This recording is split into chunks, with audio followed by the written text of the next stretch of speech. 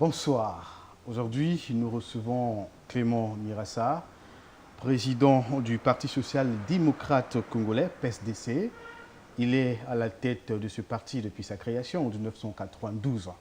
Avec lui, nous allons feuilleter l'actualité nationale et internationale, les questions de l'heure. Vous avez compris qu'à bâton rompu, nous allons passer d'un sujet à un autre. Bonsoir Clément Mirassa. Bonsoir. Alors, vous allez bien sur notre plateau de Top TV? Je vous en remercie. Alors, d'accord, vous allez nous dire, avez-vous pris part aux festivités marquant la fête nationale le 15 août? Je n'ai jamais été invité. Je pense que pour que j'y prenne part, il faut que je sois invité. Je n'ai jamais été invité. Mais vous êtes un citoyen congolais, vous pensez que pour participer à cette fête, il faut être invité ou pour quelle raison? Je suppose que si je me déplace pour Sibiti, il faut que j'ai l'assurance que j'aurai une place pour suivre les défilés. Je ne peux pas aller à Sibiti pour dormir dans une chambre et me dire que j'ai été à une fête nationale. Non, je n'ai pas été invité. Il y a certains Congolais qui pensent que c'est votre boycott, un boycott de votre part, non, depuis les 50 ans d'indépendance du Congo. Quand on gère l'État, on n'agit pas comme ça. Et c'est l'un des rares pays où on n'a pas de considération pour l'opposition. C'est d'ailleurs dommage. Alors, nous allons commencer avec le dernier sommet ISA-Afrique. Vous connaissez les conclusions certainement. D'abord, quelle lecture faites-vous d'abord la tenue de l'organisation de ce sommet ISA-Afrique? Les participants ont dit que c'est un sommet historique. Il a été très bien organisé. Il a pris en compte un certain nombre de préoccupations qui touchent le monde, qui intéressent l'Afrique. Et je crois que ce sommet a parfaitement réussi. Il s'agit maintenant de voir quelles seront les retombées, quelles seront les suites. Il y a le président Barack Obama, surtout le secrétaire d'État américain, qui ont pointé du doigt, on peut dire indirectement, les pays africains et qui pensent, qui ont la tentation de changer les constitutions. Vous pensez que les Occidentaux ou encore les Américains, le président Barack Obama, a vraiment raison d'agir de la sorte, de s'immiscer dans les affaires des États aussi souverains comme... Je vous dirais franchement que c'est une affaire qui me gêne. Pourquoi? Les États africains ont adopté des textes. Ils ont adopté des constitutions. Et la constitution, c'est une institution forte. Mais il est dommage que ce soit les Occidentaux qui rappellent aux dirigeants africains qu'ils doivent respecter leurs propres textes. Parce que ce que le président Obama dit de l'extérieur, c'est ce que nous pensons à l'intérieur. Quand nous prenons le cas de notre pays, nous avons une constitution que nous avons élaborée, qui a été votée par un référendum à 84,50%. Et notre obligation, c'est de respecter cette constitution. Alors, quand le président Obama fait cette remarque, j'avoue qu'en tant qu'Africain, je suis gêné. Nous allons parler de la Constitution tout à l'heure. Restons sur le sommet USA-Afrique. L'Amérique va investir, le président Obama l'a annoncé, en Afrique avec plus de 33 milliards de dollars. Et pensez-vous qu'avec le projet AGOA et Power, pour l'électrification de l'Afrique, alors que dites-vous de ce projet? Nous savons que AGOA existe depuis plusieurs années. Est-ce que vous pensez que ça va vraiment changer les choses? Ça va amener l'Afrique au vrai développement? Vous savez, quand on parle de l'Afrique, on parle du retard. Et lorsqu'on parle de l'Afrique, l'image de l'Afrique aujourd'hui est associée aux conflits, aux maladies, à la malgouvernance, à la mauvaise organisation des élections, à toute une série de problèmes que les Africains n'arrivent pas à résoudre. Et l'un des problèmes qui me préoccupe au plan africain, c'est la sécurité. Vous voyez, quand il s'est passé ce qui s'est passé au Mali, l'Afrique a été incapable de se mobiliser pour défendre l'intégrité du territoire malien. Et il a fallu que ce soit la France qui prenne l'engagement de le faire. Dans notre sous-région, reconnaissons que si la France n'avait pas intervenu en République centrafricaine, aujourd'hui on ne parlerait pas de la République centrafricaine. Alors vous avez d'un côté des gens qui pleurent leur souveraineté et de l'autre leur incapacité à défendre les fondamentaux même de nos différents États. Et c'est ça qui est très grave. On a parlé de la force d'intervention rapide. Franchement, regardez ce qui s'est passé à Bangui. Si on devait attendre une telle force africaine, aujourd'hui, Bangui, je crois mais selon vous, qu'est-ce qui maintient l'Afrique dans cet état, on peut dire, de faiblesse? Parce que vous, tout à l'heure, vous avez aussi apprécié positivement le sommet USA-Afrique, mais il y a certains Congolais ou certains Africains qui pensent qu'il ne fallait pas que les chefs d'État africains se déplacent comme des moutons de Panurge. Il fallait quand même arriver à un moment où l'Europe ou l'Occident se déplacent pour l'Afrique. On a donné à l'Afrique l'image de ce continent qui pleure pour l'aide, qui pleure pour l'assistance, pour avancer. Et c'est dommage. Mais est-ce que ce n'est pas à cause de vous, les hommes politiques, qui continuent de s'introduire, à créer la zizanie, les guerres à chaque fois? C'est à cause de Mais vous les aussi. guerres sont créées par quoi? Les guerres sont créées par la malgouvernance, par les problèmes de répartition équitable de la richesse nationale, par le fait que les gens s'agrippent au pouvoir.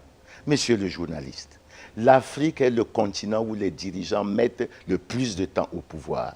Malheureusement, l'Afrique est le continent où tous les jours davantage. Mais pourquoi pensez-vous qu'il faut vraiment qu'il y ait l'alternance, comme on dit? Pourquoi pensez-vous qu'il faut changer de temps en temps si celui qui est là travaille bien? On peut prendre l'exemple de Nelson Mandela, qui aujourd'hui est adulé par toute l'Afrique, par tout le monde entier. Mais s'il y avait encore Mandela, pensez-vous qu'il fallait changer un tel homme? Ça me fait sourire quand vous parlez de Mandela. Pourquoi?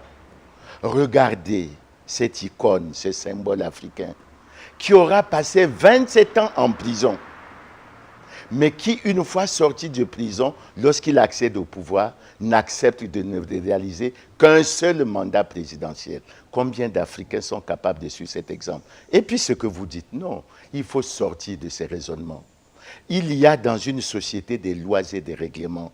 Si les habitants ne peuvent pas respecter les lois et les règlements d'une société, c'est la jungle, c'est la République bananière. Les lois peuvent aussi être Donc non, parce que ce que vous dites, quand vous dites quelqu'un travaille bien, vous pensez que Bill Clinton a mal travaillé aux États-Unis? Vous pensez aussi que Bill Clinton n'a pas vraiment envie de revenir à la tête des États-Unis? Il ne peut pas, il ne peut pas revenir parce que Bill Clinton observe et respecte les lois et règlements de sa République. Et il respecte sa République. Il respecte les Américains. Et ce serait dommage, parce que quand vous dites un homme a bien travaillé, qui a bien travaillé, Denis Sassou Nguesso, je peux vous donner quelques indicateurs. Je vais choquer certains. Mais lorsqu'on dit que l'indice de perception de la corruption de ce pays est de 2,60%, et que le Congo est classé parmi les pays les plus corrompus du monde, ça veut dire quoi? Votre discours sur l'émergence ne tient pas. Vous n'allez pas vous développer si vous ne luttez pas contre la corruption. Je prends un autre indice. Lorsqu'on dit que notre indice de démocratie est de 2,89, nous sommes un pays à régime autoritaire. Nous n'organisons pas des élections libres, démocratiques et transparentes.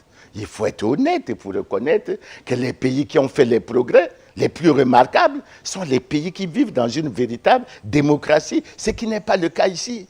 Alors ici, on a choisi, on interdit à l'opposition de passer sur les médias d'État. Dieu merci, j'arrive à passer chez vous. Et on utilise ces médias pour faire le culte de la personnalité. C'est vous que le dites. Hein. Dites-nous, on a l'impression que vous êtes toujours dans un déni sempiternel de l'activité gouvernementale, surtout du président Sassou. Et il y a des Congolais, même les étrangers, qui aujourd'hui acceptent que le Congo se développe, contrairement à ce que vous dites. Mais dites-nous pourquoi vous êtes toujours dans cette position de dire non, non, même là où quelque chose est fait.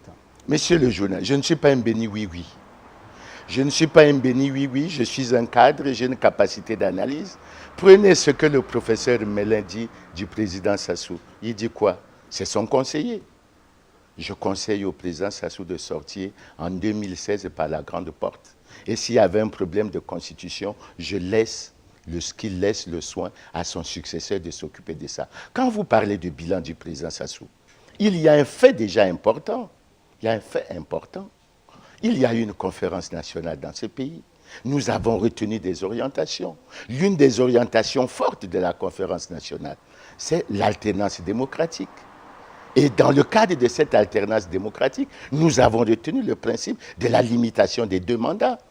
Il serait scandaleux, après que la Constitution de mars 92. Le sujet que vous abordez, l'exemple que vous prenez n'a rien à voir avec le développement du Congo. Non, si vous voulez parler du développement, si vous voulez parler du développement, puisque vous parlez des étrangers, revenons au développement. Aujourd'hui, il y a des étrangers de temps en temps qui arrivent au Congo pour investir.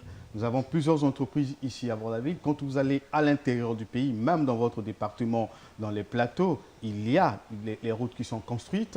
Il y a aujourd'hui des infrastructures. Alors, vous êtes dans une position, je reviens sur ça, de non, de toujours non.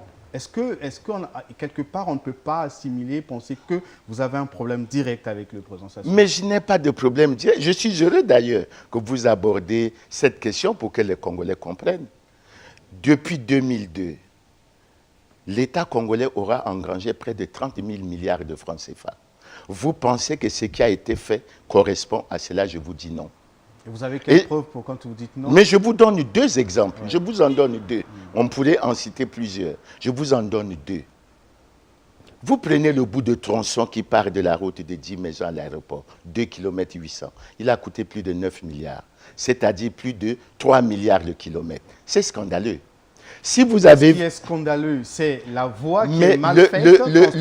Le fait qu'un kilomètre de route coûte 3 milliards est scandaleux et inacceptable. Ça veut dire qu'il y a vol, il y a détournement et il y a l'acceptation de ça. Vous parlez de vol, vous parlez de détournement, mais la voie est là, la route construite. Mais la voie est là, regardons le coût. Maintenant, je vous cite un autre exemple. Le Canard enchaîné qui venait de sortir a fait une révélation fantastique. Un puits de forage d'eau au Congo coûte près de 49 millions de francs CFA. Un pays plein d'eau. Alors que dans les pays désertiques, dans les pays sahéliens, au maximum, le même puits coûte 7 millions. Le Canard enchaîné existe. Et quand ces informations sont données, nous sommes frappés par quoi? Mais par le silence curieux du pouvoir, qui ne réagit pas, donc qui est complice de cette situation. Et pendant que ça se passe, monsieur le journaliste, les étrangers viennent. Sont-ils informés qu'au lycée Thomas Sankara, il y a des classes de terminale qui ont 240 élèves? Sont-ils informés que dans un pays pétrolier, forestier comme le Congo, il y a des écoles qui n'ont pas de table-banc? Vous savez au moins que le ministre Elom Ampouya a constaté qu'il manquait 14 000 enseignants. Vous savez que le ministre Zoniabe a constaté qu'il manquait 900 enseignants. Et combien on recrute comme fonctionnaire dans la fonction publique en 2014? Même pas 2000 agents. Et quand vous regardez le quota qui revient au ministre Mampouya, c'est 50. Non, c'est rigolo. Et dans le même temps, un pays comme Madagascar, bien moins riche que le Congo, on a suivi sur RFI, venait de recruter 10 000 enseignants. Et lorsqu'on dit qu'on va aller à l'émergence, que le président Sassou a réussi, moi je dis, c'est dommage et c'est triste pour le pays. Parce que le premier échec du président Sassou vient de quoi? Il faut qu'on le dise franchement au président Sassou. Le premier échec du président Sassou vient de ce que le président Sassou a brandi, qu'on a fait la guerre du 5 juin, parce qu'il fallait remettre la démocratie sur les rails. Le président Sassou est venu. Et depuis que le président Sassou est là, il ne respecte pas les lois et règlements de la République. Et quand vous dites qu'il ne respecte pas, pourquoi vous le dites? Mais il viole. À la fin de son mais mandat. Il viole. Mais attendez. Vous Mais je ne pousse pas. C'est pas moi. La loi est là. Le président Sassou sort en 2007. Le président Sassou sort en 2007. Ouais. Maintenant, quand je parle de violation, c'est qu'il y a déjà un fait grave. Ouais. Mais je vous cite deux articles. Vous prenez l'article 48. L'article 48 dit quoi? Tout citoyen élu ou nommé à une haute fonction publique doit déclarer son patrimoine. Et il est même dit que l'inobservation de cette disposition entraîne la déchéance de ses fonctions. C'est clair. Et vous avez un président de la République qui, depuis 2002, donc depuis l'entrée en vigueur de cette constitution, n'a jamais déclaré ses biens. Deuxième exemple que je vais vous prendre. Vous avez l'article 72 qui interdit au président de la République d'être responsable dans un parti politique. Mais il n'est pas responsable. Il est président du comité central. Il n'agit pas au nom du parti congolais. Il est président. Il n'engage pas le parti nulle part. Mais je ne sais pas comment ça se passe au parti congolais du travail. Le président Sassou. Tous les Congolais le savent. Le président Sassou est président du comité central du parti congolais du travail. Je vous prends ces exemples. On peut continuer comme ça. Je peux prendre l'article 50 qui contraint tout citoyen à respecter les lois et règlements de la République. Et quand je prends par exemple l'organisation des élections, puisque vous voulez qu'on cite ces exemples, et je souhaite prendre les exemples. On va parler des élections tout à l'heure. Alors, à vous entendre parler, on a l'impression que vous avez, on peut dire, un cœur blanc, les mains propres. Hein, que vous n'avez pas été dans ce que vous citez. On a l'impression aussi, quand nous faisons la lecture, nous comprenons que ce que nous vivons aujourd'hui, vous avez parlé du système éducatif qui est malade, vous avez cité beaucoup de choses, mais le président de la République aujourd'hui réalise quand même beaucoup de choses. Il a injecté plus de 10 milliards de francs CFA pour améliorer le système éducatif. Il y a des écoles d'excellence qui se construisent par-ci, par-là. Il y a même l'université Marine Gouabi, des amphis en construction. Alors, vous ne reconnaissez pas toujours cela. Moi, la question que je vous pose, la question, vous étiez ministre du Commerce à l'époque, 92. Oui. Vous étiez ministre du Développement industriel, de la pêche. Oui. Est-ce que la situation n'a pas changé par rapport à votre époque? Non, ce que je vais vous dire, c'est une chose. Vous me dites à moi que je crois avoir les mains blanches. Qui gère le système d'impunité? C'est le président Sassou. S'il y a des vols, et je vais vous retourner une chose. Quand vous lisez le discours d'investiture du président Sassou en 2009, il dit quoi? Le Congo n'est pas, hélas, exempt de corruption, de vol, de détournement de deniers publics, de fraude, de concussion et autres. Et il précise, là, ce sont les dirigeants qui sont interpellés. Ça veut dire quoi? Mais ça veut dire que les grands vols sont opérés par les membres du gouvernement, par les responsables, mais dans l'impunité totale. Et moi, j'ai été ministre. Oui, ministre du Commerce. J'ai été ministre sous la transition. Qu'est-ce que vous avez fait pour réduire, on peut dire, la cherté de la vie? Alors, moi, ce qui me fait rire, parce que ça me fait penser au slogan que le président Sassou a lancé, autosuffisance alimentaire d'ici à l'an 2000. Donc, vous voulez dire s'il n'a pas réussi, c'est moi qui suis responsable? Non, je n'ai aucune responsabilité. J'ai été ministre du Commerce. Ce n'est pas à moi d'être juge et parti. Je ne veux pas faire ce que les dirigeants actuels font, de se situer dans la partie juge et parti. J'ai posé des actes. C'est aux organes de contrôle de m'apprécier. Si j'ai volé, mais je vous dis, je n'ai pas volé. J'ai été à l'industrie. Personne ne le dira s'il a volé. Personne. Oui, personne. Mais il y a des organes de contrôle. Quand le président... Mais je vous dis par exemple, quand je vous cite l'exemple du bout de la route, mais je sens bien qu'il y a problème. Pourquoi il n'y a pas un organe de contrôle qui s'en occupe? Je vois M. Longo qui passe maintenant de ministère en ministère. J'ai vu un pauvre citoyen qui a été menotté, je crois, entraîné, parce qu'il semble que ça commence à frémir, à bouger un peu. Mais ça, ce n'est pas de ma responsabilité. Je vous dis, en ce qui me concerne, en matière de vol ou de détournement, j'ai travaillé, j'en suis parti. Les organes de contrôle étaient libres de faire, mais je vous assure, j'ai la conscience. Est-ce que par rapport à votre temps, quand vous étiez ministre et aujourd'hui, rien n'a changé? Rien n'a changé, c'est-à-dire? On parle du ministère du Commerce et rien n'a changé. Mais écoutez, si le budget de l'État engrange 30 000 milliards pendant le temps sous le président Sassou, vous savez combien d'argent le président Lissouba a engrangé pendant 5 ans? Ça veut dire que les résultats non, attendez, vous savez combien le président Lissouba a engrangé pendant 5 ans? 2000 milliards. C'est en moyenne 400 milliards par an. Ce n'est pas la même chose que le président Sassou. Vous ne pouvez pas reprocher au président Lissouba. On peut dire qu'il y a changement, il y a satisfaction. Mais si vous êtes président de la République avec un projet de société que vous avez proposé aux Congolais et que vous avez les moyens de réaliser, mais les Congolais constatent que ce que vous réalisez est très en deçà de ce qui devait se faire, et qu'il y a des problèmes réels au niveau de la gestion de la chose publique. Clément Mirassa, il y a le projet de loi du budget réajusté au Parlement. Le gouvernement l'a déjà adopté. Il reste donc le Parlement. Certainement, le Parlement l'adoptera aussi. Alors, nous voulons savoir quelle lecture, qu'est-ce que vous dites du budget réajusté? C'est un scandale. C'est un scandale. Vous savez, le budget, c'est quoi? Le budget, c'est un instrument de politique économique à court terme, sur un an.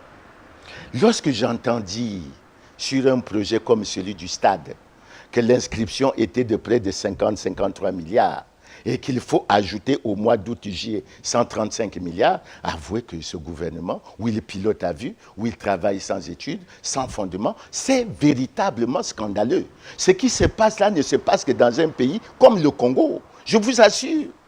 Je vous assure. Bon, vous me dites que ça va passer au Parlement, puisque le Parlement est entièrement acquis au pouvoir et que ça va passer. Mais moi, je vous dis mon commentaire, ça se passe le commentaire. Le ministère de l'Aménagement du territoire et de la Délégation générale aux grands travaux précise bien qu'il faut de l'argent supplémentaire pour accélérer et finir les travaux du complexe de Kintélé, au complexe sportif de Kintélé, puisque vous le savez, le Congo abrite en 2015 les Jeux africains. Il faut donc vite faire pour finaliser ces travaux. Donc l'argent qu'on demande en partie, c'est pour finaliser les travaux. Attendez. Et vous trouvez ça anormal? À quel moment on se rend compte qu'il faut vite faire? À quel moment le budget 2014 était adopté? Et à quel moment il y a certains projets qui n'étaient pas listés dans le budget 2014. Donc, comme le viaduc en construction. Donc, il fallait demander de l'argent pour finir construire ce viaduc. C'est pour ça que je vous dis que c'est scandaleux. C'est un pilotage à vue. C'est d'autant plus scandaleux en ce qui me concerne que je reçois les plaintes de 7000 familles des explosions du 4 mars qui n'ont pas été prises en ligne de compte. Et quand j'entends le même conseil des ministres dire, s'agissant de ses frères, de ses compatriotes, qu'il n'est plus permis à quiconque d'évoquer ce problème. Non, le gouvernement n'a pas dit cela. Ah si, j'ai lu le communiqué. Tous les sinistrés. Non, j'ai lu le communiqué. Percevoir les non, j'ai lu le communiqué. J'ai lu le communiqué. Il ne reste que les commerçants sinistrés. Monsieur le journaliste, ne cherchez pas à défendre le gouvernement. Non, si vous n'avez pas lu le communiqué, du porte-parole, relisez-le. Et il y a bien une phrase qui est soulignée qui dit qu'il n'est permis à quiconque d'évoquer cette question. Ce qui est grave et ce qui est scandaleux. Parce que lorsqu'on fait passer les sommes faramineuses qu'on essaie de faire passer, et lorsque je fais le calcul que 7000 familles pour 3 millions, ça fait 21 milliards, il n'y a aucune raison que ces aspects sociaux ne soient pas pris en compte, surtout lorsqu'on voit... Non, le gouvernement va payer les commerçants sinistrés. Mais relisez le communiqué. Le gouvernement a payé les 3 millions à tous les sinistrés. Non, le gouvernement a payé, pas à tous les sinistrés, à une certaine catégorie, encore qu'il faut... Prise en compte encore qu'il faut relever que le ministre Ondongo qui a déclaré à un moment donné qu'il y avait suffisamment d'argent pour payer tout le monde. Mais le ministre Ondongo doit reconnaître aujourd'hui qu'il y a des sinistrés qui n'ont absolument rien perçu. Et moi, j'ai été choqué. Je vous dis, j'ai été choqué d'entendre un gouvernement parler des chiffres qu'il a évoqués et dire qu'il n'est plus permis à quiconque d'évoquer cette question. Document lu par Bienvenue Okiemi, porte-parole du gouvernement. 2009, vous étiez candidat au présidentiel. 2012, vous étiez présent et battu. Alors, les élections locales, c'est dans certainement quelques mois. La date n'est pas encore connue, mais c'est cette année. Vous irez, vous prendrez part à cette élection ou non? Monsieur le journaliste, vous me faites sourire en parlant des élections locales. On va aller aux élections locales avec quel corps électoral? Non, il faut qu'on soit sérieux. Il faut qu'à un moment donné qu'on ait un peu d'amour pour ce pays. On a parlé d'une concertation de Brazzaville en 2009. On a parlé d'une concertation d'Evo en 2011. Vous avez boycotté d'ailleurs. Que je boycotte ou pas, ceux qui y ont été boivent de la lie maintenant. Ils sont roulés dans la farine. Et je lis leurs commentaires maintenant lorsqu'il s'agit des élections locales. J'ai lu les commentaires de Bokamba Yangouma. J'ai lu les commentaires de Tchatima Biala. J'ai lu les commentaires de Baya. On ne fait pas ça. On ne peut pas aller participer à 3 mascarades de concertation pour qu'on se retrouve là où on est aujourd'hui. Et quand vous prenez le scandale, puisque vous parlez de cette question, s'ils étaient sérieux, la première mesure qu'ils devaient appliquer, ce n'était pas la mesure sur le recensement administratif, c'était la mesure sur la mise en place d'une commission électorale véritablement indépendante. Maintenant... Vous pensez que celle qui existe n'est pas indépendante? Celle qui existe n'est pas indépendante. Monsieur le journaliste, si la commission électorale est véritablement indépendante, c'est la commission électorale qui gère et qui maîtrise tout le processus, depuis les opérations préélectorales jusqu'à la publication des résultats. La commission actuelle, elle n'est pas indépendante. Elle est pratiquement sous le joug du ministère de l'Intérieur, qui, d'ailleurs, accomplit l'essentiel des missions électorales. Et c'est pour ça que les Bokamba, les Pascal Tati Mabiala, qui se sont rendus compte qu'effectivement, ils ont été tournés en dérision, ont fait des commentaires. Et je crois que vous avez suivi le commentaire du secrétaire général Pierre Ngolo, qui a fini par dire au cours d'une conférence nationale, on était ensemble, il faut qu'on assume. Mais écoutez, ça, vous étiez battu en 2009, hein, oui. Battu en 2012 oui. pour législative. Pensez-vous que c'était à cause de cette commission électorale? Le président Sassou a été battu en 92. Vous croyez que c'est par un tour de bâton magique qu'il fait maintenant 80% aux élections présidentielles? Vous accusez aujourd'hui le président Sassou parce qu'il est au pouvoir, vous dénoncez beaucoup de choses. En 92, vous étiez aussi candidat, oui, je sais. Battu. Hein, vous avez pu obtenir plus 0,60 et quelques % oui. de voix. Oui. Pensez-vous que c'était aussi à cause des mêmes non, problèmes? Non, je n'ai pas dit que c'était les mêmes problèmes. Dire quelque part, vous êtes je n'ai pas dit. Impopulaire, mais quand vous dites que j'ai eu 0 et quelques, mais ça ne me décourage nullement, je mène un combat. Mais pourquoi pensez-vous qu'aujourd'hui, si vous êtes battu en 2009 et en 2012, que c'est la faute, c'est la tricherie ou encore parce que la machine, on peut dire, électorale ne fonctionne pas bien? Mais écoutez, monsieur le journaliste, c'est monsieur Gomez de Makanda qui, en 2012, membre du comité central du PCT, a déclaré qu'il n'a jamais vu une élection aussi mal organisée, que c'était véritablement du scandale. Nous avons relevé des cas. Vous avez le cas que j'ai évoqué assez souvent, que je ne souhaite pas évoquer, du candidat du PCT Amphilou, qui a eu 4 997 voix, alors qu'il n'y avait que 2600 votants. Mais ça prouve quand même quelque part qu'il y a la tricherie. Vous avez les cas des corps électoraux qui ont évolué. À Madibou, le corps électoral est passé de 7 700 électeurs à plus de 45 000 électeurs. Mais ces cas, quand ils sont évoqués, le gouvernement fait quoi? Il ne se penche pas sur ça pour examiner la situation. Et lorsque les amis sont partis, vous parlez des locales. Mais les locales, vous avez quoi aujourd'hui? Vous avez le département de la Likwala, qui est le département qui a le corps électoral le plus élevé aujourd'hui. Mais du point de vue des statistiques, en 2007, la population de la Likwala était la moitié de celle de la Bwenza. Comment vous pouvez expliquer qu'aujourd'hui, le corps électoral de la Likwala puisse être supérieur au corps électoral de la Bwenza? Vous êtes d'opposition aujourd'hui dite radicale. Vous ne pensez pas que vous êtes vous-même aujourd'hui responsable de ce que vous vivez sur le terrain, ces échecs, hein? Parce que vous-même au sein de cette position, on ne sait pas, c'est une opposition aujourd'hui, on peut dire un monstre à plusieurs têtes, hein. Il y a ce qu'on appelle le leadership, tout le monde veut devenir président, on ne sait pas aujourd'hui qui est à la tête de cette opposition parce que vous ne vous entendez pas, il y a vraiment une guerre de leadership. Vous ne pensez pas qu'aujourd'hui, la maladie qui gangrène l'opposition congolaise, l'opposition dite radicale, n'est pas à l'origine de tout ce que vous faites comme échec sur le terrain? Vous voulez que je vous parle de la majorité présidentielle? Des frustrations? Non, attendez, mais puisque vous parlez de l'opposition, oui, parce que vous y jetez un coup d'œil, vous voulez que je vous parle de la majorité présidentielle? Des humiliations, des frustrations que vous infligez à vos partenaires? Mais Guy Parfait Kolela en a fait une démonstration éloquente. Tout le monde le sait. Puisque vous voulez parler pour le compte du parti au pouvoir, le parti au pouvoir agit suivant un principe simple. Le chien aboie, la caravane passe. Allez interroger les amis du RDD, allez interroger les amis du MCDD, allez les interroger à la majorité. Et nous savons quelle frustration vous les avez créées, que ce soit au niveau de la foi. Alors au lieu de voir ce qui se passe au niveau de l'opposition, parce que vous dites qu'il y a un problème de leadership, que le pouvoir en place se batte pour présenter quelqu'un qui n'est pas du PCT. Aujourd'hui, l'opposition, vous êtes parti du front des partis de l'opposition, FPOC à l'époque, vous êtes parti de ce groupement politique, aujourd'hui c'est la RD, ou encore vous avez créé un autre mouvement, le mouvement citoyen pour le non-changement. Pourquoi tous ces changements? Monsieur, c'est le PCT qui vous pousse à faire ça? Je ne vous ai pas dit que c'est le PCT. Oui. Non, je ne vous ai pas dit que le PCT. Ce que je relève, vous aimez parler de ce qui se passe à l'opposition radicale. Mais parce que vous Comme accusez si, les autres comme de temps si en temps. au sein du pouvoir, les choses étaient toutes roses, ce qui est faux. Et il faut avoir le courage de parler les choses, discuter avec vos Dites-nous d'abord partenaires. pourquoi l'opposition, vous avez trop de problèmes. Je venais de citer le leadership. Mais c'est vous qui connaissez ces problèmes. Je venais de citer le leadership Non, tout à l'heure. mais il n'y a pas... Hein? y a pas Hugues- attendez. Le général Emmanuel Ngolondele est où maintenant? Rigobert Ngolali est où? Il n'est plus ensemble avec vous.